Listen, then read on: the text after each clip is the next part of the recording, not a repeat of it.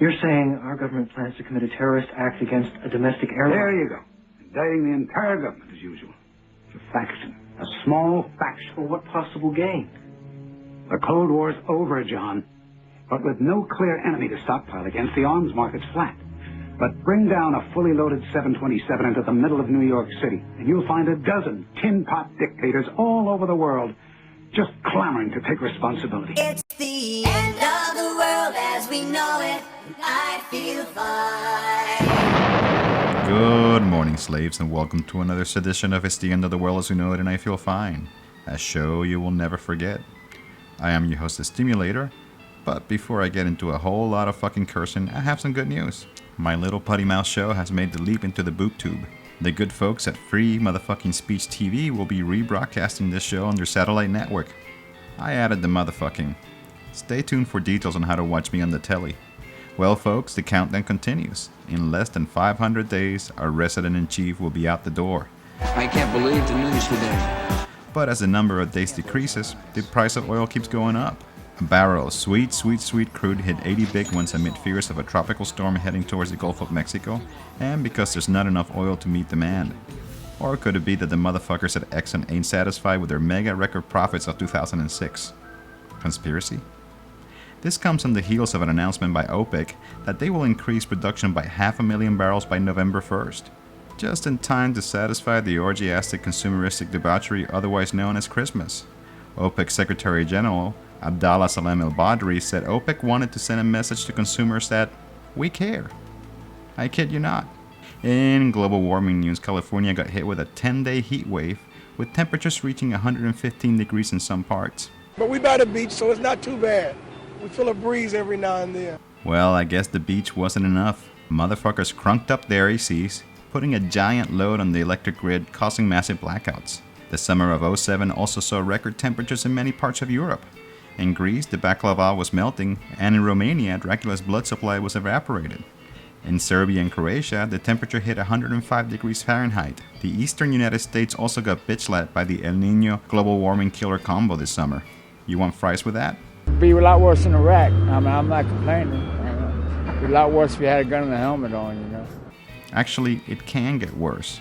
Our favorite CIA operative made an appearance to close out a red-hot summer in style. Osama, catch me if you can, bin Laden, advised Americans to stay away from the sun, drink lots of water, and convert to Islam, or else. Bin Laden blow up projects. It was you, nigga. Tell the truth, nigga. Bush knocked down the towers. Tell the truth, nigga. Bush knocked down the towers. I pledge no allegiance, nigga. Fuck the president's speeches. I'm baptized by America and covered in leeches. The dirty water that bleaches your soul and your facial features, drowning you in propaganda that they spit through the speakers. And if you speak about the evil that the government does, the Patriot Act attract you to the type of your blood. They try to frame you and say you was trying to sell drugs and throw a federal indictment on niggas to show you love. About 6 years ago. Oh shit, who the fuck could that be? Hey Stimulator, how are you doing? It's Scott Bybin from the Lost Film Fest. Oh, hey Scott, how are ya? Awesome. So, hey, I have a knock-knock joke for your viewers today. You ready? Okay. Okay. Knock knock. Who's there? 9/11. 9/11 who? You said you'd never forget. Nope, we will never forget. Seems strange though that most people have forgotten another equally horrible terrorist act. No one ever says we will never forget April 19th.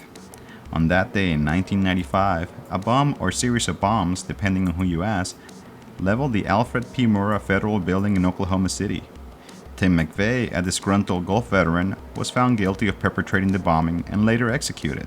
After the bombing, our undercover neocon president Billy Clinton signed the Anti-Terror Act into law, which gave the motherfucking feds unprecedented powers, such as forming a national secret police with expanded wiretapping capabilities. Much like the post-9/11 Patriot Act, the Anti-Terror Act passed into law without much resistance. Also much like 9/11, the media dropped the ball on the investigation of what really happened on that day. Who was involved? How could one truck filled with shit level out that building so evenly? Nope. In the eyes of the media, Tim McVeigh was the one to blame, much like they blamed Osama and his crew of Islamofascists. Ironically, the September 2001 issue of Vanity Fair featured an article by Gore Vidal, probably the lone voice in the media sphere questioning the official version of what happened in Oklahoma City. Now I know what you're thinking. This stimulator is one of those fucking kooky conspiracy nuts. It's true that the 9/11 truth movement has its fair share of wackos, but it also has some very fucking bona fide leaders with degrees and shit. The media continues to avoid any serious investigation on what happened on September 11th, so it's left to individuals and independent media makers to seek out that truth. Do I think the government, i.e. Bush and company, has something to do with 9/11? Yes. Now, whether they pushed the button or simply let it happen, that I can't answer. But the most important question that needs to be asked is who stands to gain? US history is littered with examples of false flag operations, i.e. made-up situations that give the government an excuse to beat the drums of war. From the sinking of the Maine in Cuba to the Gulf of Tonkin in Vietnam, our murderous leaders have always found a way to get popular support for their unpopular wars. So what's my fucking point? Well, for one, and not to sound too fucking cliche, but shit, be fucking vigilant.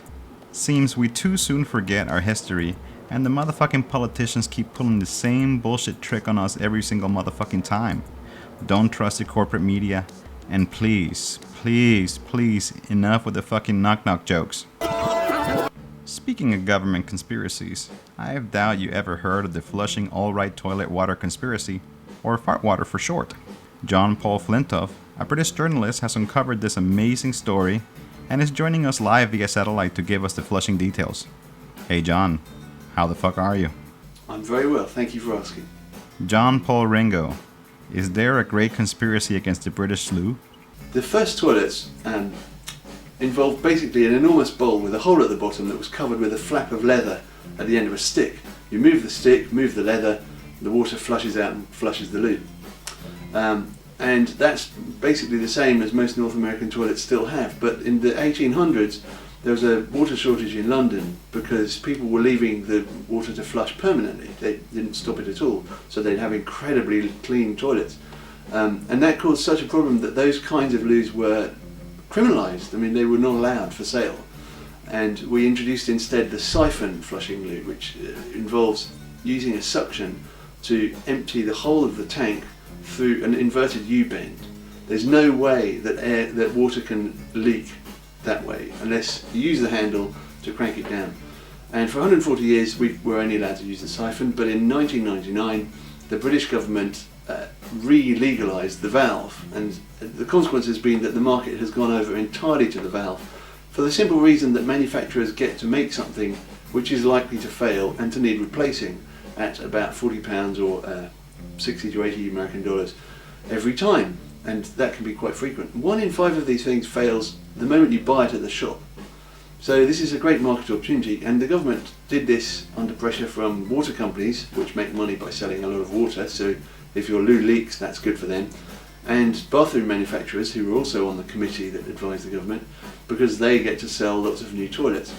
The even worse thing is that many of the valves are so specialised that they will only fit in one particular toilet. So if you can't find one to replace the leaky one, you might need to have to install a whole new toilet. And these are now made in China, no longer made in the UK, and they're put in a kiln for about 24 hours at many hundreds of degrees centigrade and then shipped across the world. So you can imagine the kind of carbon emissions going on now that under the new toilet regime, whereas in the past the siphon didn't fail for 40 years. You had one toilet for your whole adult lifetime. So there is a bit of a conspiracy, I'd say. How much drinking water is flushed in a standard toilet? The average person in the UK flushes 60 litres of perfectly good drinking water down the toilet every day. Now that is very roughly kind of 120, 150 pints, and it's a lot. Can you imagine collecting that from the supermarket every day? You wouldn't be able to do it in all of those plastic bottles. So would you drink water out of the toilet? I don't make a habit of it, but bear in mind that the water we flush down the toilet is exactly the same water that we get out of the kitchen tap. In principle, you could drink out of it. And finally, do you flush your urine? For the last couple of years, I have flushed my urine only after kind of a couple of goes, so I leave it in there until the next time round, unless kind of I've got visitors coming. But the fact is that more recently I've started pissing in a bucket and sticking it in the garden. And that about does it for this edition of It's the End of the World as We Know It, and I Feel Fine. To find out more about John Paul Flintoff and the fabulous Flushing Siphon Shitter, visit flintoff.org. To read Gore Vidal's Vanity Fair article, it's linked from our website, submedia.tv. For more conspiracy theories, or for alternate flushing methods, email me, pissinabucket@submedia.tv. Don't cross the streams.